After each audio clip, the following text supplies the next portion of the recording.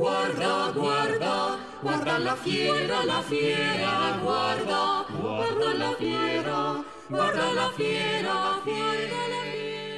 And you say, how is it possible for one society to be doing these two activities which seem utterly contradictory?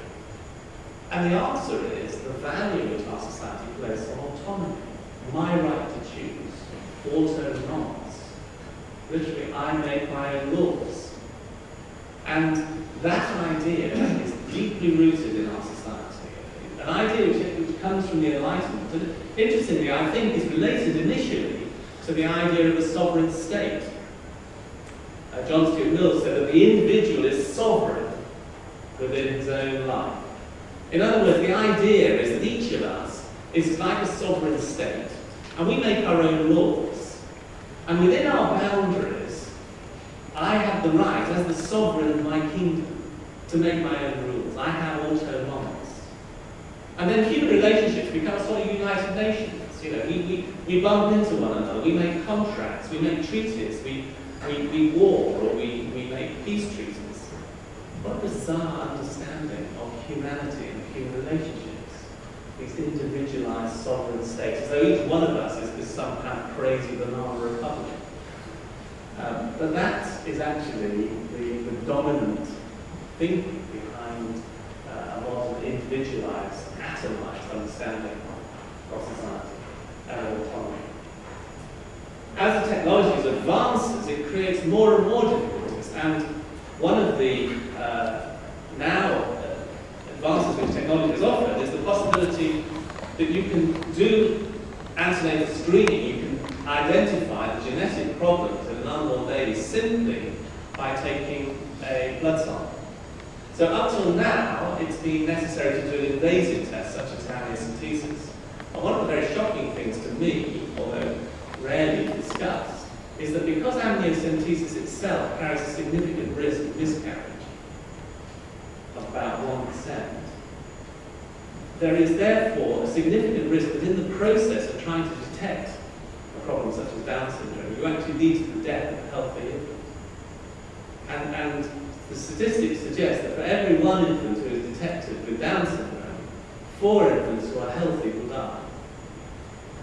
As though we as a society have apparently decided that it's better to risk the death of 4 healthy unborn babies rather than one baby with Down syndrome surviving.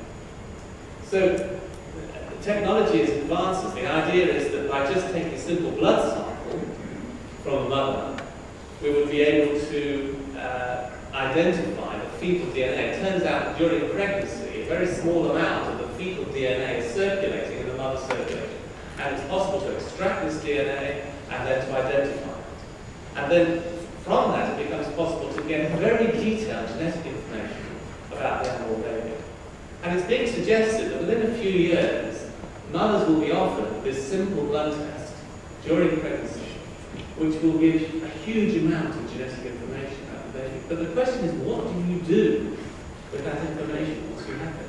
If, for instance, you're able to predict the risk of a disease such as breast cancer, or Alzheimer's disease, or other significant or lethal abnormalities, if you know that your unborn child has a 50% risk of breast cancer, what do you do with that information? How do you decide whether it's appropriate for that life to be brought into the world or not? And some people have suggested that as this kind of testing develops, it leads on to a duty to have an abortion. There can be no question that the couple who find out that their infant is short of saccharine diet, there's special responsibilities. From time to time, genetic testing will suggest a duty to abort. I find that particular phrase very ominous, and it's interesting to see how language about abortion has changed over the years. So, when the Abortion Act first came in 1967, the principal argument was an argument based on compassion. This was to try and avoid a terrible scenario of the backstreet abortion. And so, in extreme circumstances, abortion was the lesser of 2 evils because it was an act of compassion. Then with the rise of women's liberation, feminism, the arguments change, and they become one to do with individual liberation. an argument based on freedom, my body, my right to choose, and therefore abortion on demand or on request was seen as appropriate. Now, increasingly, the arguments are changing again.